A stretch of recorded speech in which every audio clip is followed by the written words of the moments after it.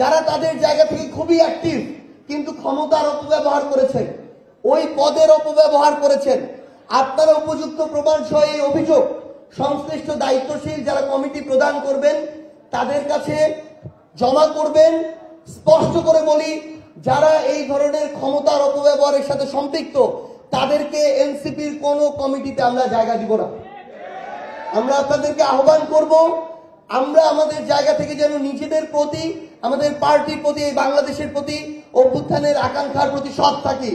আমরা যেন নিজে সামনে আগাতে গিয়ে অন্যকে পিছন থেকে টেনে না ধরি। কারণ আমাদের ভিতরে এটাও দেখা যায় যে তাকে সামনে আগাতে দেয়া যাবে না, এই জন্যই তার বিরুদ্ধে অভিযোগ দিতে হবে। তো এই বিষয়টা থেকেও আমাদের বের হয়ে আসতে হবে। এবং আরেকটি বিষয় হচ্ছে, আমাদের এই এনসিপিতে অন্য সকল রাজনৈতিক দলের ভালো মানুষদের জন্য এই দরজা খোলা, কিন্তু একদম স্পষ্ট কথা হচ্ছে, কেউ যদি মনে করেন এনসিপিতে এসে আগের বা নিজের কোনো ব্যক্তি উদ্দেশ্য বাস্তবায়ন করবেন বা প্রত্যাশা করবেন, তাহলে আপনারা হয় আগের জায়গায় ফিরে যান অথবা এনসিপি থেকে দূরে থাকুন।